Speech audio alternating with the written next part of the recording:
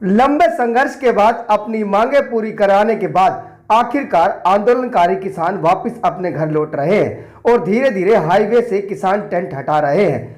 Delhi Jaipur highway पर Haryana Rajasthan border की तस्वीरें अगर आपको दिखाएंगे तो यहाँ भी हाईवे के बीच लगे टेंटों को हटाने का काम किया जा रहा है।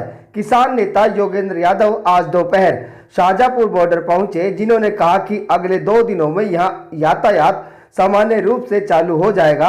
आपको बता दें कि NH 48 दिल्ली जयपुर हाईवे पर हरियाणा राजस्थान बॉर्डर पर राजस्थान की सीमा में किसान आंदोलन कर रहे थे।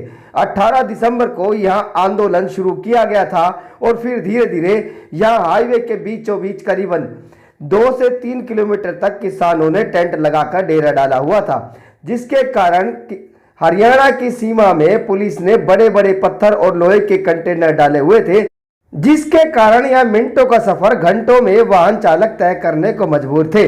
लेकिन अगले 2 दिनों में हाईवे सामान्य रूप से चालू होने के बाद लोगों की ये परेशानी दूर हो जाएगी। हरियाणा की सीमा में रखे बड़े बड़े पत्थर और कंटेनर रेवाड़ी पुलिस ने हटवा दिए, जबकि अभी रेवाड़ी पुलिस के बैरिकेड लगे हुए हैं, जिन्हें किसानों के टेंट पूरी तरह से हटाए जाने के बाद हटाया जाएगा। किसान नेता योगेंद्र यादव ने कहा कि सच की जीत हुई है और इस आंदोलन के दौरान किसानों को इज्जत मिली है, उनकी हैसियत बढ़ी है। उन्होंने कहा बीजेपी के उन नेताओं के बयान पर भी जवाब दिया जिसमें बीजेपी नेता कह रहे हैं कि देर आए दुरुस्त आए। योगेंद्र यादव ने कहा मोदी जी जल्दी मान जाते तो सस्ते में छूट जाते। 13 दिसंबर को हम यहाँ शाहजहांपुर खेड़ा बॉर्डर पे आए थे और आज 10 दिसंबर हो गया। तब भी सरसों की फसल थी, आज भी सरसों दोबारा आ गई है। किसी ने सोचा नहीं था, लोग मजाक बनाते थे कि क्या जी पत्थर पे आप बीज डाल रहे हो, कुछ नहीं होगा, पत्थर पे सर फोड़ रहे हो, कुछ नहीं निकलेगा। लेकिन अंततः जहाँ सच है वहाँ जीत, सच जीता है, किसान जीता है।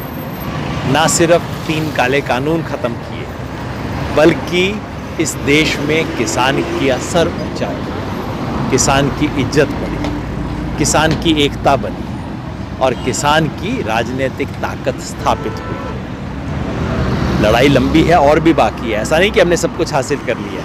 किसान को उसके फसल का कानूनी गारंटी से दाम दिलवाने का काम अभी बाकी है। बस सिर्फ पाँव रखने को जगह मिली है। बस ये फ़ायदा हुआ है कि देश के बच्चे बच्चे को MSP शब्द समझ आ गया है। किसान को पता लग गया है कि उसका कुछ हक है जो उसको नहीं मिल रहा है, और किसान में ये हिम्मत आ गई है कि बड़े से लड़ लेंगे और जीतेंगे।